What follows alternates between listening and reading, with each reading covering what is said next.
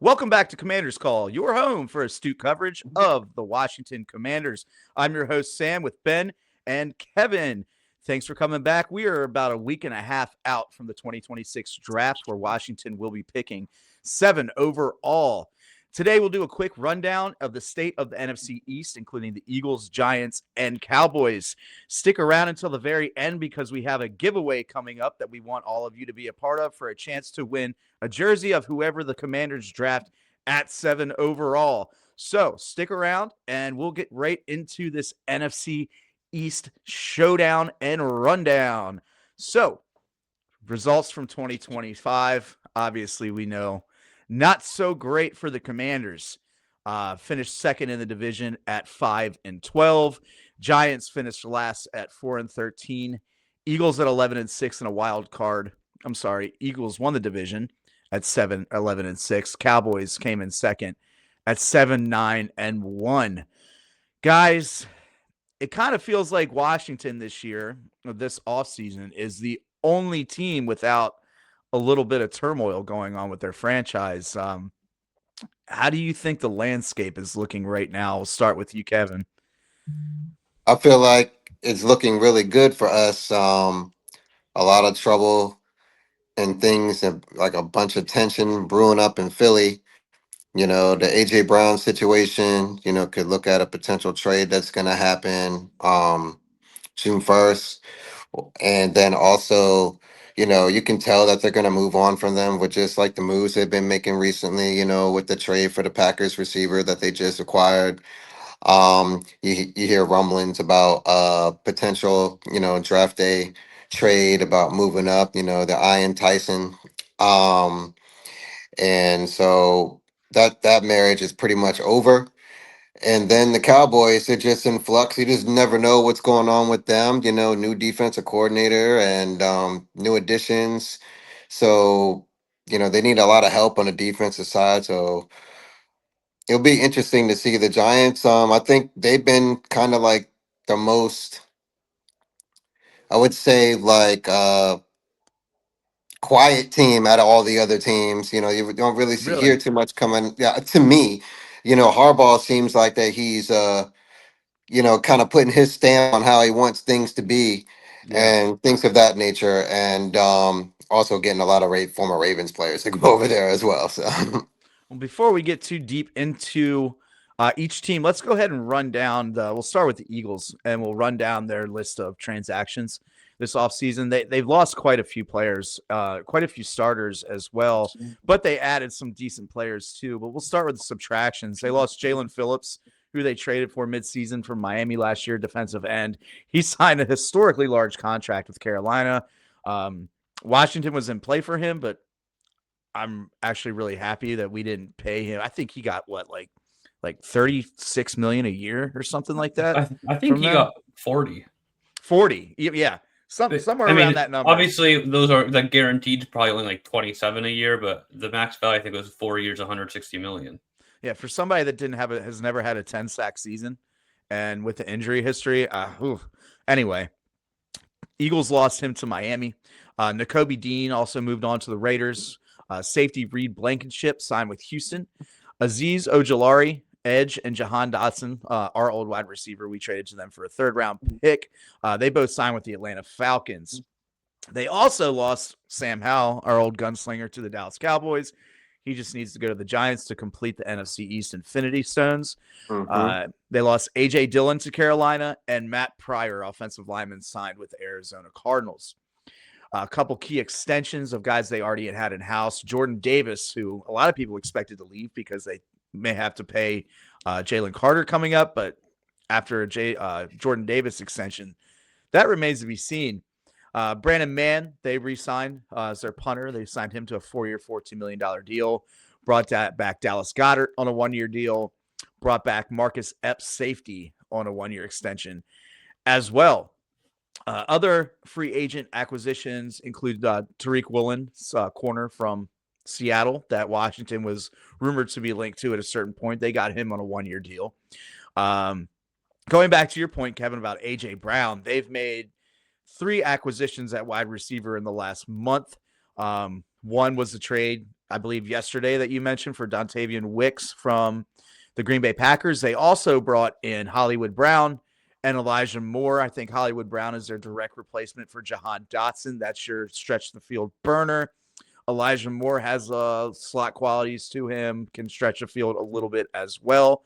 Also brought in Andy Dalton, traded for Andy Dalton, the Red Rifle. Not sure what that means for them, for their backup Tanner McKee, who has been rumored to be in trade conversations. There's some teams out there, quarterback needy teams, that believe he could challenge for a starting role in another franchise. But that remains to be seen what happens in that department.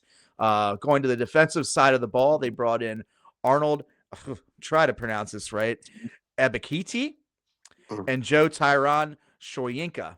It's 1-year deals to bolster the pass rush. And special teams, they brought in defensive back JT Gray, 3-time All-Pro special teamer. Brought in running back Damian Pierce, who was, I believe, out of Florida. Bruising style running back drafted by the Texans. Had a pretty good rookie season with the Texans. It just kind of fell off the face of the earth. I thought he was a good player. And they brought in blocking tight end Johnny Munt.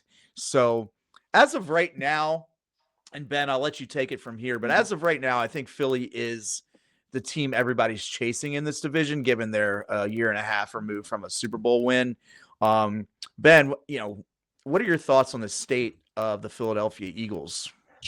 Yeah, I mean, I feel like the Eagles had a very kind of typical offseason for themselves. They're constantly developing good players. It means they're constantly losing good players. So quite a few good players out the door this year. A lot of this depth brought in, quite a few, just like edge 3 and 4 rotational guys, backup running back, backup quarterback. There's not a huge name on this list that really pops out as a big signing. It's a lot of depth. And when you're developing your own starters from the draft, all you have to do in free agency is sign depth. So there's a reason you don't see good teams like this out here making splash signings all the time. And I feel like the Eagles do the same thing every 4 or 5 years. They have a lot of success, and then they get a lot of internal drama. The guys retire, guys get traded. Like when you had they had the 2017 Super Bowl, and after they let Nick Foles walk, then 2 years later they traded Carson Wentz. They kind of have a down year, and then they're good ever since. So now they've been on a good 4 or 5 year run.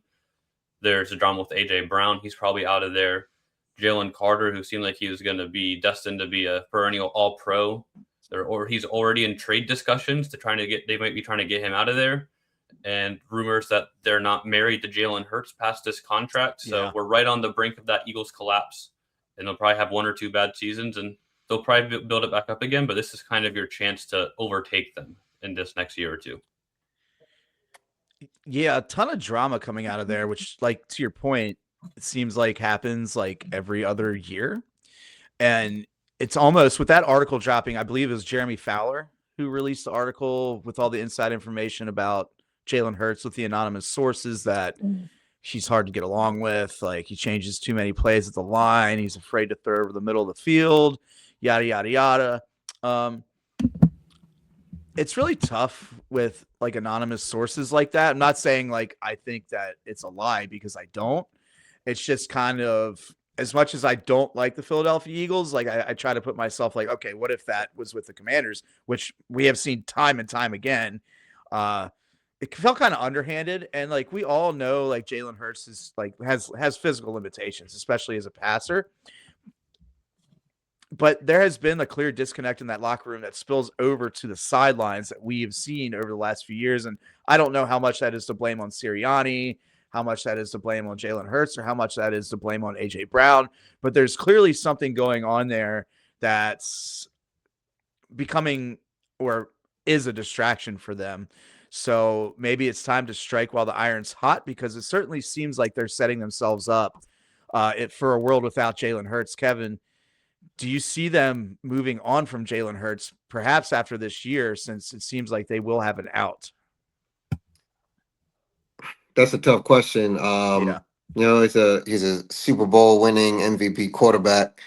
So it's kind of like unheard of to really want to get rid of some, your franchise player like that. But at the same time, been in the bottom of the league in passing for the past 2 years. He's a product of the system. He's a product of the players around him. It's funny, like we've been saying like all along about, like, he's not a good passer. he gets fidgety in the pocket, especially if you put pressure on him. A lot of people are saying like JD5. There's a reason why people say JD5 is like probably the best quarterback in the division. And, a lot of Eagles fans will clap back at it and say, Jalen Hurts is better. But at the same time, the numbers lie and you can see his play and like I just feel like the players around him, just make him look better instead of the other way around. And so I think that he'll be gone. I think there was a reason why they bought Dalton in, and I don't see them unless he has like a spectacular season where he's like the top 5 in passing, bunch of passing touchdowns, different things like that. Then maybe they might give him like an extension, but it won't be a long one. It might be maybe like a 2-year extension or something. But like I see him getting out of there. They got a lot of picks. They got a lot of capital. They can next year's draft is supposed to be stacked with quarterbacks, so that Yeah. they can easily be able to maneuver and move up and be able to get a quarterback. Like they could do that this year probably if they wanted to as well. Like they have a lot of capital, compensatory picks they have as well. So Yeah, it's really interesting like how it's all tied together because they're currently picking 23rd overall in this year's draft. Um, there's a lot of rumors going around. AJ Brown takes a much smaller cap hit post June 1, and the Patriots have been heavily rumored to be involved or trying to make a trade for AJ Brown, and there has been a rumor floating around that post June 1 or draft night we could see him move to New England. They are asking for a first round pick plus. Obviously, New England's picking at 31. So there is a world I could see, and Ben, I want you to piggyback on this if you can. There is a world where I could see them packaging those 2 first round picks or one of those first round picks and maybe some capital that you mentioned, Kevin, in the meat of the draft, and maybe trading that for 2027 capital to potentially set themselves up for a quarterback change, moving on from Jalen Hurts. Or, as I mentioned previously, and again, I'm not an Eagles fan. It really sucks when you like players that are on your rivals' teams, Yeah. But I really like Tanner McKee, their backup quarterback. I believe he's out of Stanford, and he's come in a spot starts and in a couple late season games where they're resting starters, and has looked like a viable option. And again, they are on an Eagles team where they are surrounding the quarterback with talent instead of the other way around. So maybe that's skewing the vision that I have of Tanner McKee. However, he does look like a more decisive quarterback. So maybe that's a direction that they go in. Or, like I said, they could be loading up on capital to potentially try to move up in the 2027 draft, where there is nearly a dozen quarterbacks that, as of right now, could go in the first round. Ben, give me your thoughts on the state of the Eagles and especially the quarterback wide receiver position groups. Right. I mean, I think we all know what Jalen Hurts is at this point. He's in that top 8 quarterback at best, but probably in that 8 to 15 range. And so that's just a really hard spot to be in the NFL because it's hard to upgrade from that, but it's also not necessarily good enough if you can't consistently keep the talent around the player, which they've done a really good job of so far. So it's been so far so good for them. But they don't have if you don't have a quarterback that can carry the team, then it's just kind of a tough position to be in. So there's no guarantee you're going to get a quarterback better than Jalen Hurts in the draft, but I think you have to kind of shoot for that if you're going to, just be successful long term. And Jalen Hurts, I can't see being a guy who's a good quarterback into his 30s. He definitely strikes me as the kind of guy who, once he hits 30, 31, 32, those athletic traits he has, his legs, and stuff like that aren't going to be as viable. So, and Yeah. wide receiver, they don't have a number one. If they trade AJ Brown, that whole room gets less scary because Hollywood Brown's a good piece. I like Devontae Smith. Elijah Moore's a solid piece, and Dontavian Wicks I think is a really underrated piece. Yeah. Just kind of like Romeo Dobbs is trapped behind that 7 wide receiver 2 room that was up in Green Bay. But I'm not scared of that wide receiver room anymore if AJ Brown's gone.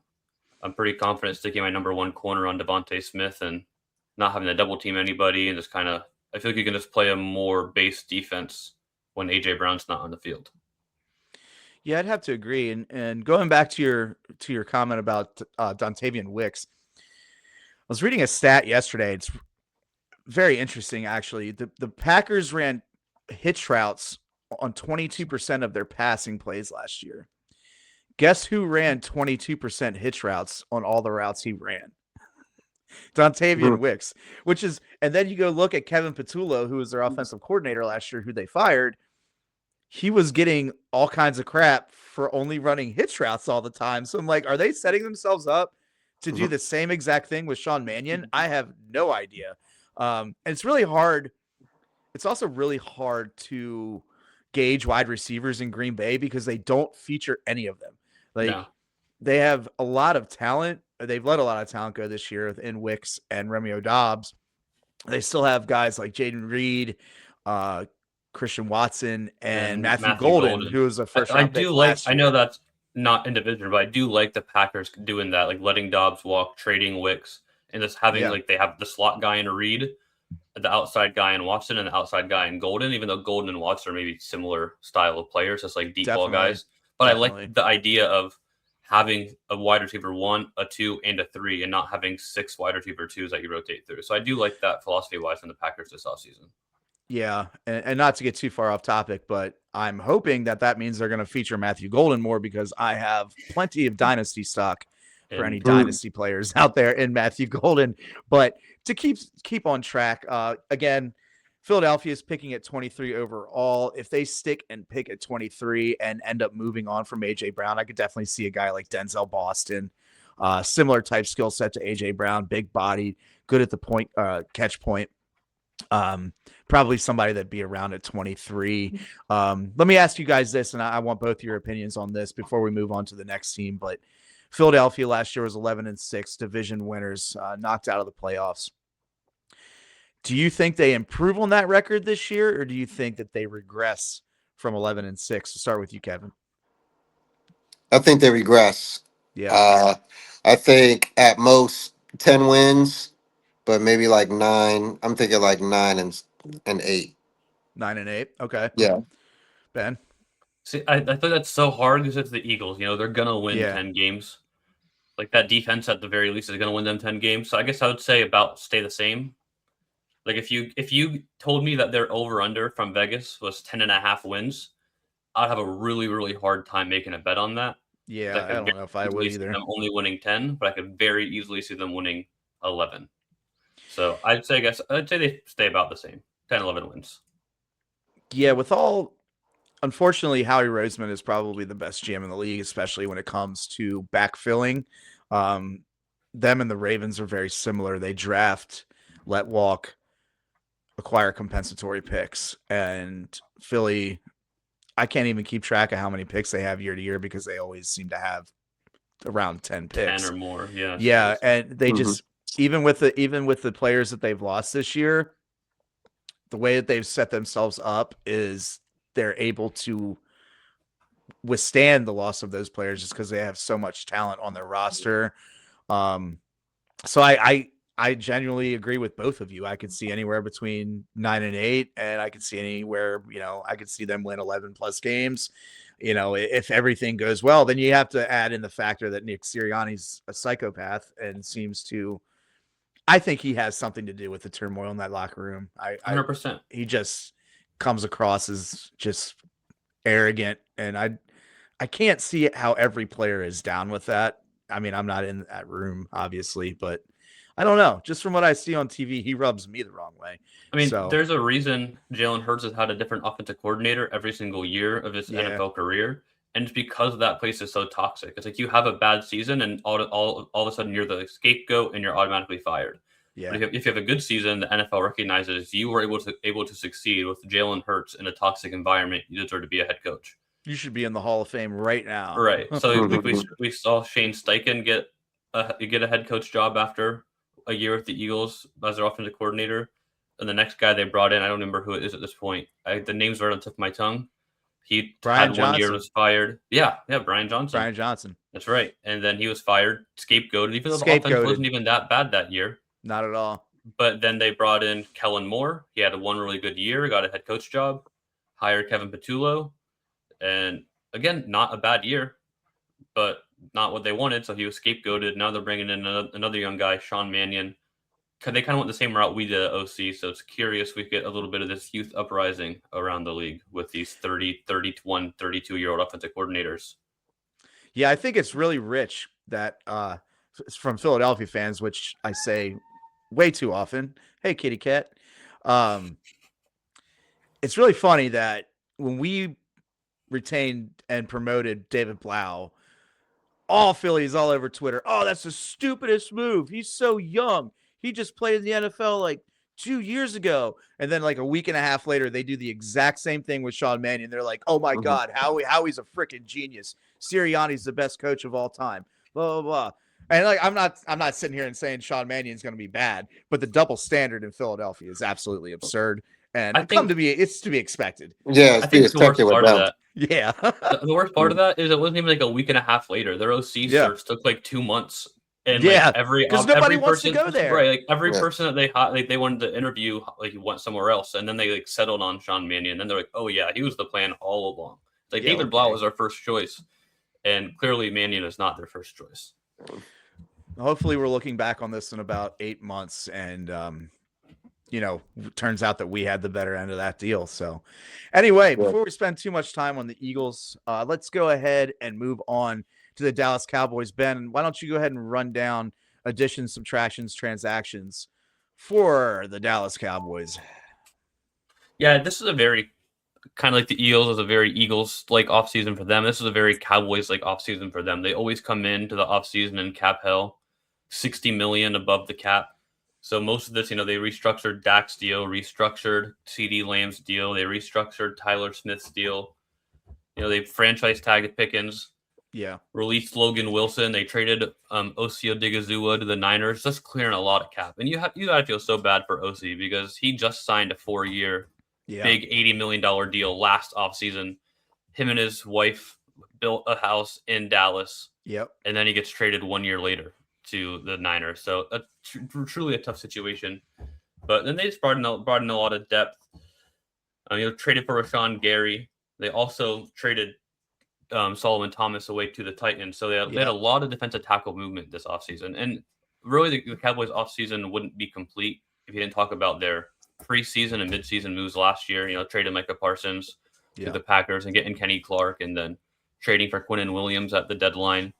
And that really made a lot of those interior guys expendable, so they could trade Odigizua, even though that's a tough situation to be in. But he should have signed here, man. He probably would have if he got. He was going to sign here until they offer. Yeah, he should. And they offered him $20 million a year, which is insane. So if any potential free agent studs from Dallas are listening to this right now, which I'm sure we have a lot that are, don't sign in Dallas. Just come here. We'll take care of you. And the next biggest thing, like they extended Javonte Williams after he had a really good year, and just it's a lot of depth pieces. And I'm looking at their transaction list right here, and I'm not really even seeing a notable name that they signed in March or April. Future Hall of Famer Sam Howell.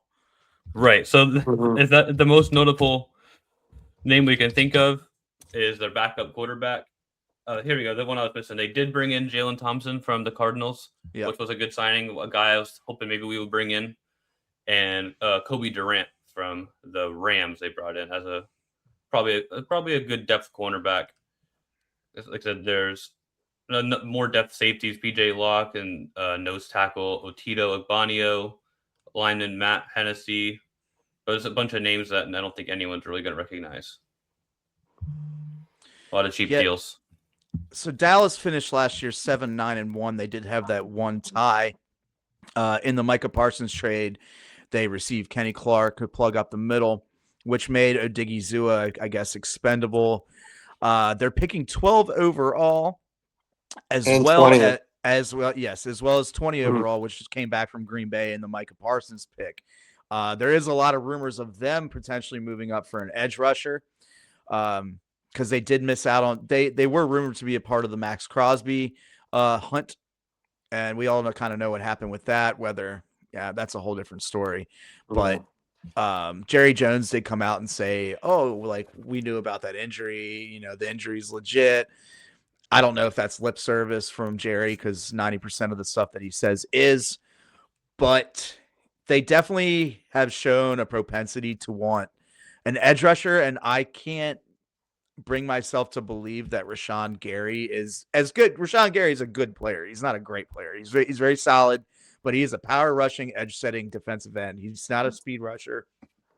He's not somebody that's gonna like really pop off the tape or gonna have a whole lot of like super explosive highlight reels, but very good player. I think that there is a potential where we could see them try to move up to the top of the draft, maybe top 10.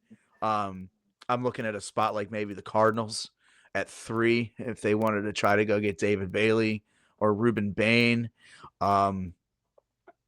Yeah, they kind of seem to have a pretty lackluster offseason, which I like to see, because we don't like the Cowboys now.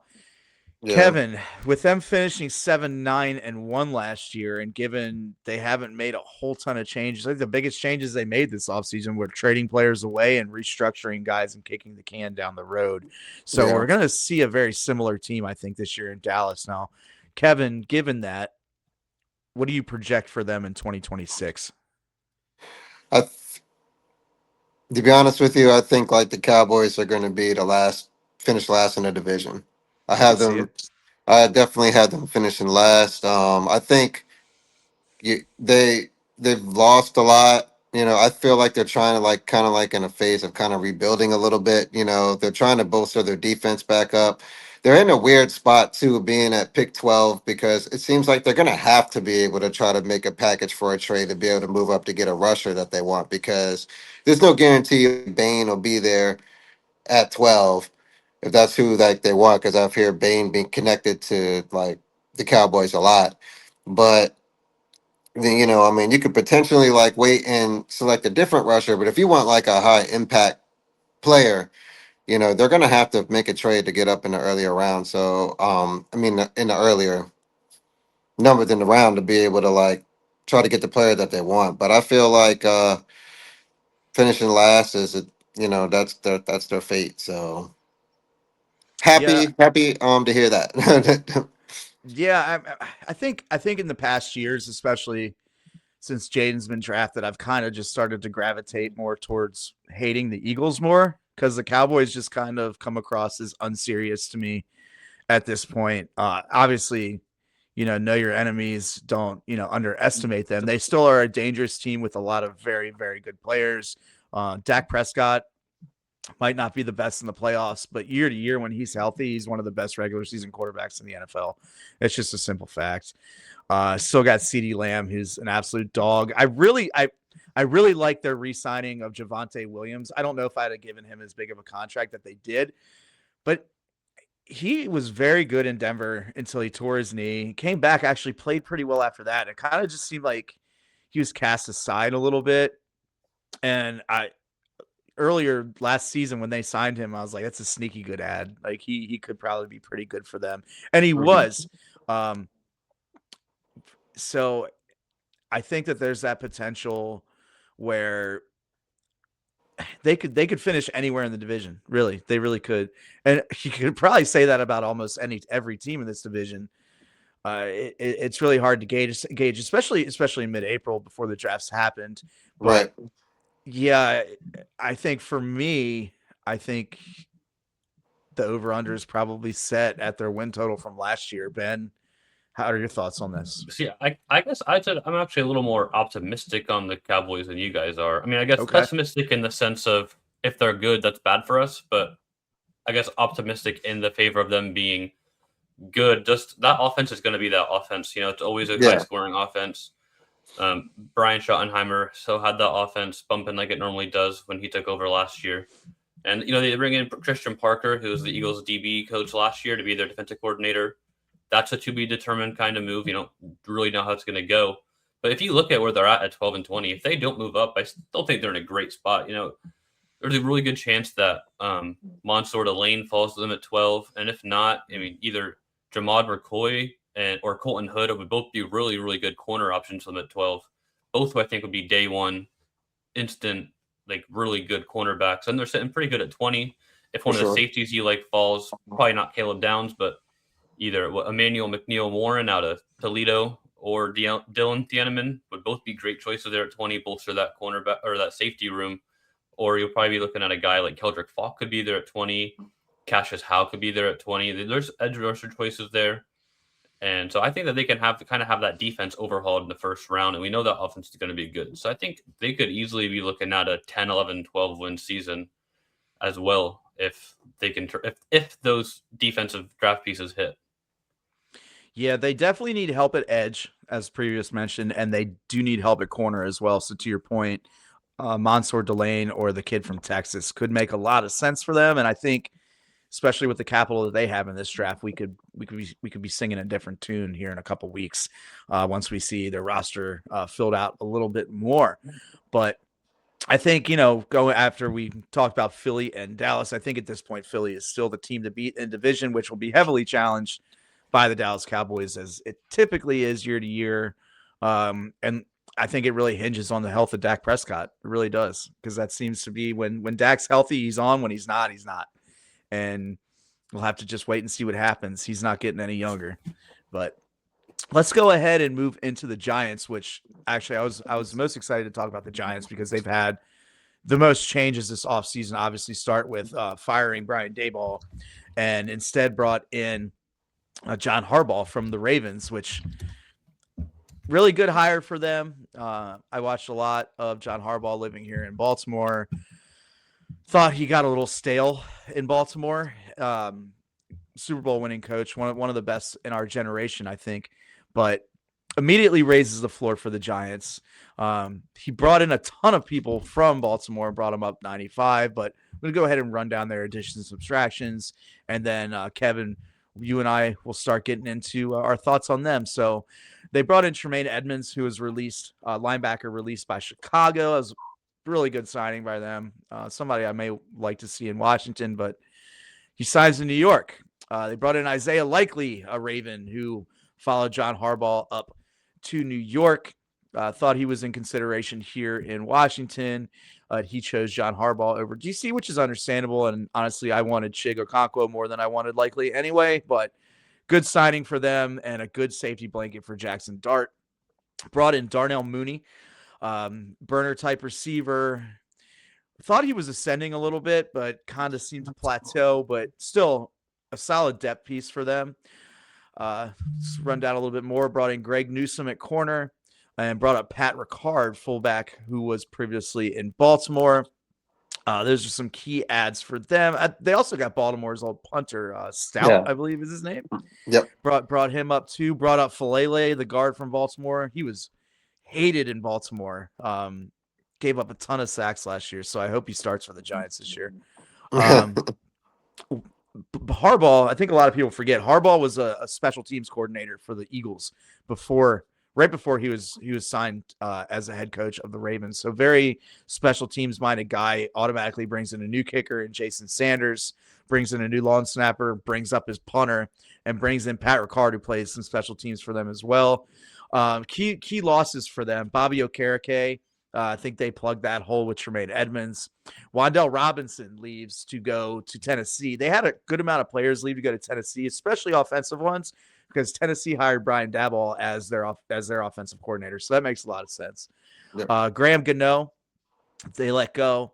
They also let go their long snapper, Casey Kreiter, which is probably the first time I'm saying that name in my life. Re-signed some of their own, Jermaine Illuminor. Re-signed Micah McFadden, linebacker. Re-signed Evan Neal, which actually kind of shocked me because he's been a complete bust for them.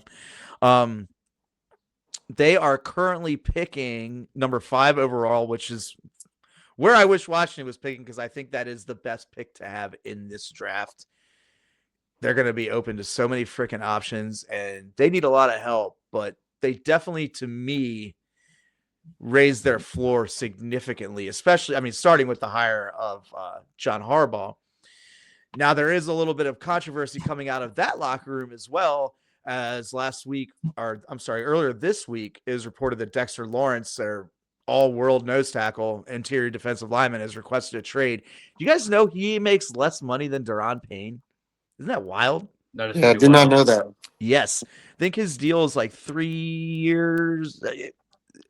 It's close to Deron Payne, but it's not as much as Deron Payne was making, which Throw is throw Deron Payne in the trade with Dexter Lawrence. Let's just make it happen. Tackle for I'd do it tackle. in a heartbeat, man. Yeah, but then Deron Payne would go to he would go to the Giants and become a freaking Hall of Famer. That's Yeah. just how it would go. I Mhm. earlier in the week we were talking in our group chat, and I'm like, I don't like trading with division rivals. I really don't. Maybe I'm a little scarred from Donovan McNabb days, but Yeah, that was anyway. tough. Yeah, Giants finished last in the division at 4-12. They're picking 5 overall. Kevin, thoughts on the New York Football Giants? I really like the hire Harbaugh. I think he's going to turn that team around. I think he's going to make Dart better. Neighbors is his neighbors. He's one of the best receivers in the league. Um, and their defense is usually always good. And I'm just hoping that they don't draft Sonny Styles, but it seems like that's the direction or that's the name that's popping up a lot for them. But really wish that we would have lost that last game of the season so we could be in that spot instead of them, to have more options, like you said earlier. I think the Giants are going to be finish second in the division. If Wow. I had to pick, I think it'll be us first, Giants second, Eagles third, and the Cowboys last. That's how I think it's going to go. Okay. And so, like, I think Harbaugh's just going to turn them around, and I can see them like significantly improving. So, um, yeah, that's my thoughts on the Giants.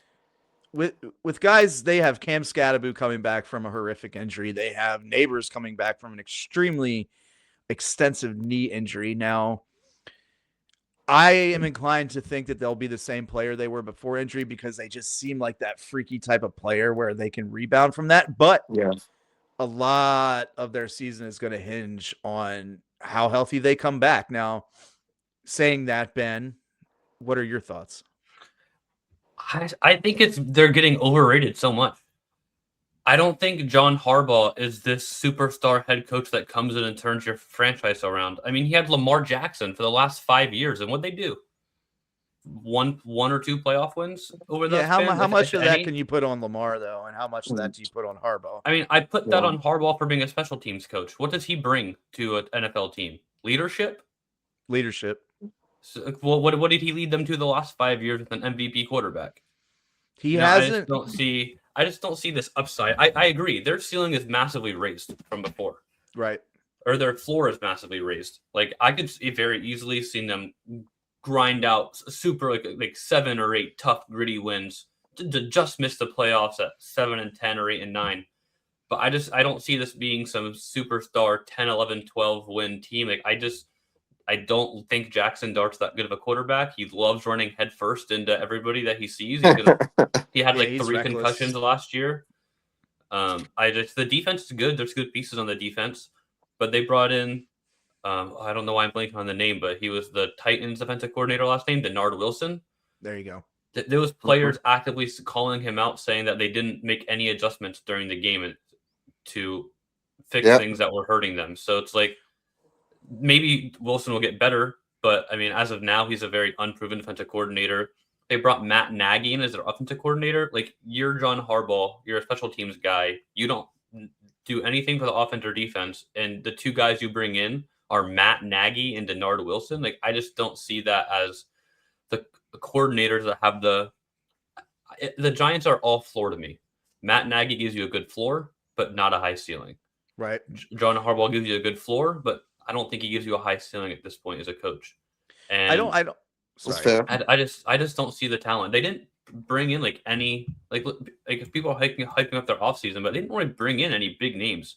Like I don't think that Tremaine Edmonds is a huge upgrade from Bobby Okereke at this point in I don't both of either. their careers. Mhm. And after that, they did not sign like a single significant like starter. A bunch of a big offseason, a bunch of depth. Likely. Likely, yeah, Likely's that's it. good, Likely. but he's a career wide receiver 2 or tight end 2 who's never had more than 400 yards and 2 touchdowns in a season.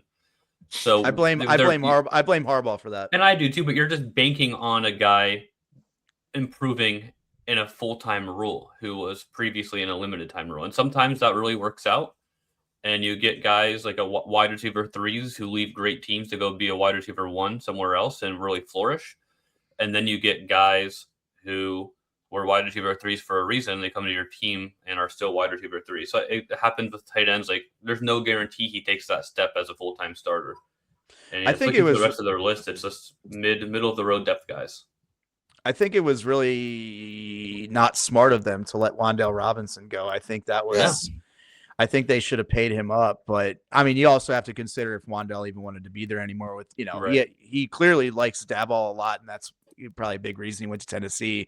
I also think Tennessee overpaid for him. I think he's a great player. He's just limited at the slot. But when you have a young quarterback like Jackson Dart, I think he probably would have been at the top of my list to try to retain. I mean, he catches like 100 balls a year, man. Like that's you can't replace that immediately. You really Right. can't. I do see You know, Wandale as an ascending player because last year was really his true breakout year. If you look at his right? first couple of years, he would have like 80 catches for like 600 yards. He'd average like Yep. 6.5 yards a catch. And last year, he really he put that up to a normal like 10, 11, 12 yards a catch, and you saw a big year from him. So I think he's But He was how one of much the of that was from them playing from behind and defenses being in soft zone coverages because they didn't need to rush the quarterback. They just needed to play prevent. right.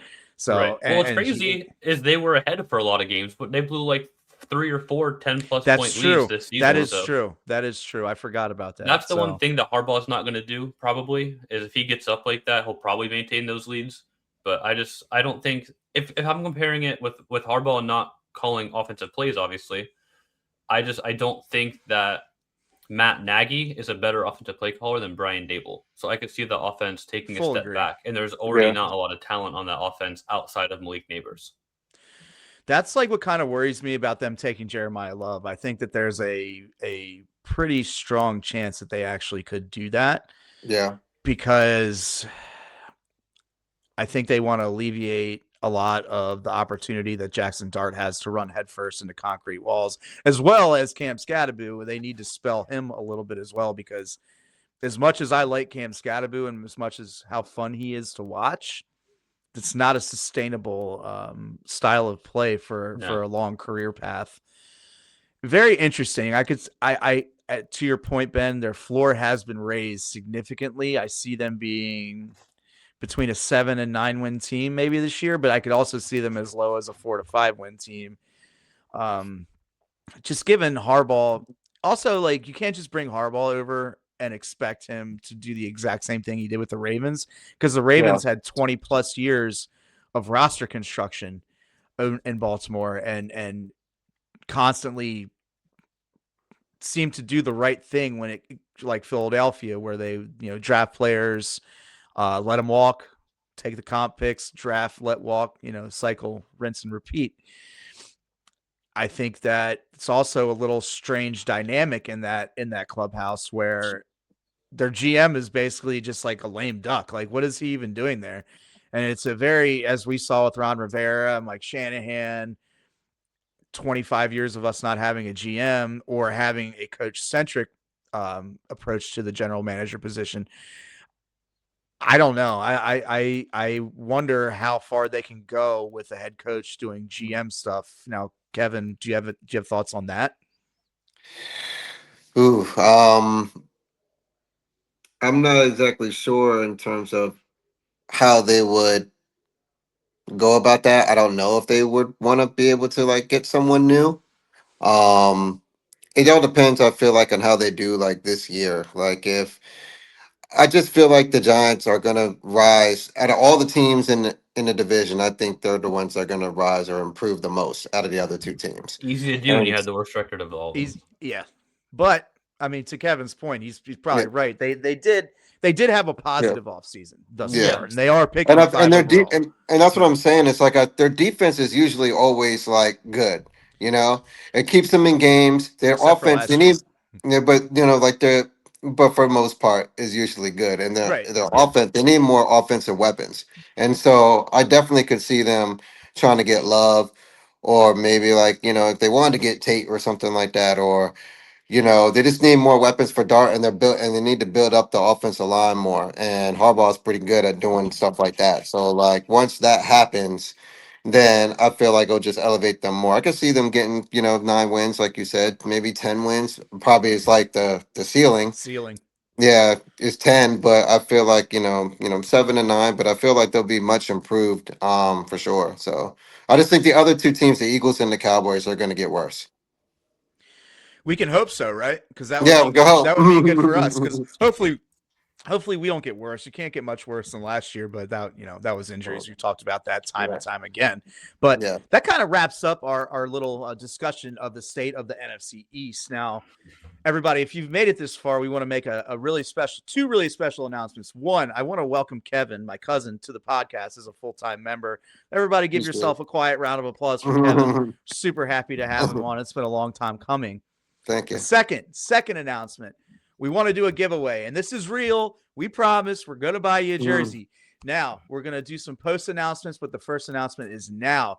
We're going to be doing a live podcast episode. That means live. You guys tune in, listen. That's going to be next weekend. So the Saturday, we haven't decided the day, but the Saturday or the Sunday before the draft. Now, you'll have to follow us, the Commanders Call podcast on Twitter or X, whatever you guys call it these days. And you'll have to subscribe to our YouTube. Now, when you subscribe to the YouTube, you'll have to take a screenshot because we will be checking of you guys subscribing, post it in the comments and the replies on X, and you'll be entered into a drawing that we will announce the winner on the live podcast next weekend. So make sure to stick around for that. Make sure to share us around, and please like, comment, and subscribe. We really love hearing from you guys. We really love growing, and we're so excited to get into draft season even more. And we got mini camps and workouts coming up directly after the draft. So please stick around, tell your friends about us, and keep your left hand up, everybody, because Washington's back on the rise. If you made it this far, thank you very much for listening. We'll catch you next week. Peace. Uniforms coming soon. Uniforms coming soon, too. Check them out on Wednesday. Peace out. All right.